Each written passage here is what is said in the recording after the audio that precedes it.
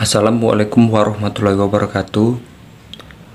Oke pemirsa, saya ingin memberitahukan kepada kalian penjelasan dari Ustadz kita Buya Yahya, yaitu apakah sah sholat yang pikirannya itu kemana-mana. Jadi biasanya itu kita sholat itu pasti kebanyakan tidak khusyuk ya. Jadi ini ada penjelasan dari Ustadz kita Buya Yahya tentang apakah sah sholat yang pikirannya itu kemana-mana atau kurang khusyuk. Jadi simak ini penjelasan. Sholat pikirannya kemana-mana, asalkan dia memenuhi rukun-rukunnya, syarat-syaratnya, sholatnya sah.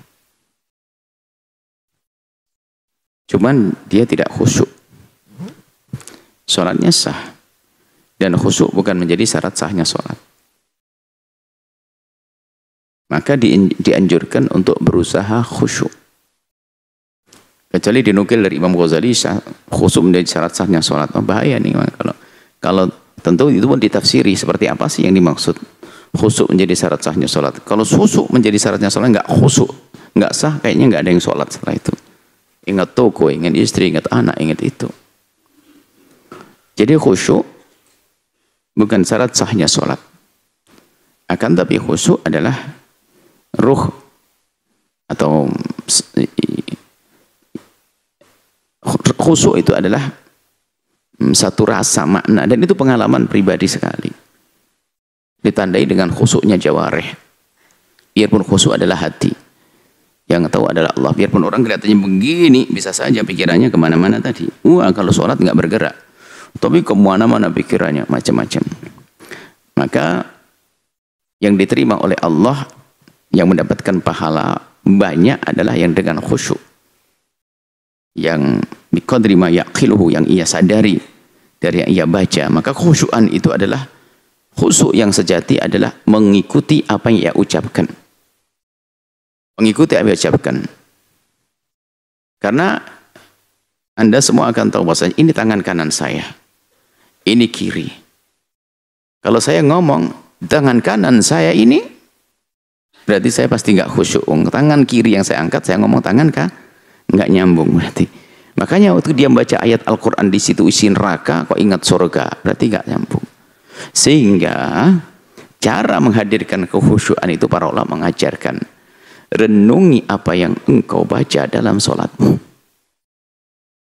Jadi paling tidak itu mengikat. Kalau kita ingat Bismillahirrahmanirrahim, Alhamdulillahi Rabbil Alamin, segala puji bagi Allah, dan ini nggak ingat lagi yang lainnya. Maka kapan dia tidak serius dengan apa yang dibaca? Ingat tokonya, ingat permasalahannya, ingat hobinya, ingat cita-citanya. Jadi kalau pikiran kemana-mana itu bukan yang bertanya saja, siapapun bisa. Jadi setan itu macam-macam model. Ada setan penyair, karena yang sholat penyair, oleh setan dikasih ide-ide. Waktu sholat ketemu ide membuat syair. Setannya penceramah sepertinya. Jadi penceramah itu kalau lagi sholat punya ide, nanti saya ceramah apa sih?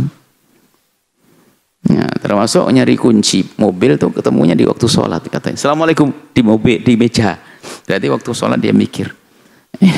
Jadi seperti itu. Jadi setannya banyak. Jadi maka dari itu belajar khusyuk, memahami maknanya.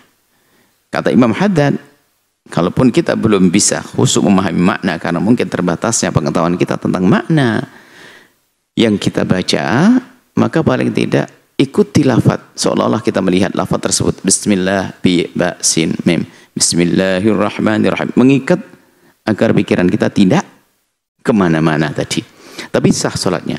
Dan khusyuk itu wahbi, karunia dari Allah, nggak bisa dibuat-buat. Maka mintalah kekhusyuan kepada Allah. Kadang setiap orang pun berbeda-beda. Ada suatu ketika dia sholat tenang dan khusyuk, esoknya enggak sama sekali. Sehingga khusyuk ini hendaknya dikunci. Sehingga di dalam melakukan suatu ibadah itu ada kunci, dikasih lapis-lapis begitu. Jadi sebelum sholat ada qabliyah, lalu ada ba'diyah. Jadi kalaupun seandainya ada yang kurang beres, ba'diyahnya. Jadi mikir sandalnya waktu ba'diyah. Tapi kalau assalamualaikum langsung lompat, berarti assalamualaikum, sandalku di kiriku kananku. Kan ini Jadi makanya hikmah di balik sholat sunnah zikir itu adalah untuk mengunci, melapis, membentengi sholat fardu ini agar aman. Bahkan dikatakan oleh baginda itu yang bisa menambal kekurangan. Sunnah yang dilakukan itu penambal daripada kekurangan yang ada dalam sholat fardu. Seperti itu. Berusahalah untuk khusyuk. Berusaha khusyuk itu sendiri sudah dinilai khusyuk oleh Allah.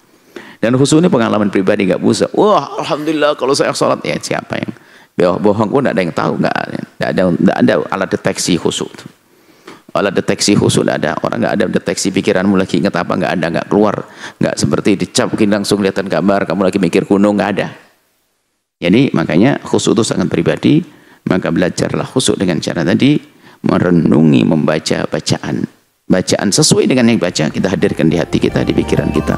Wallahu a'lam bishawab.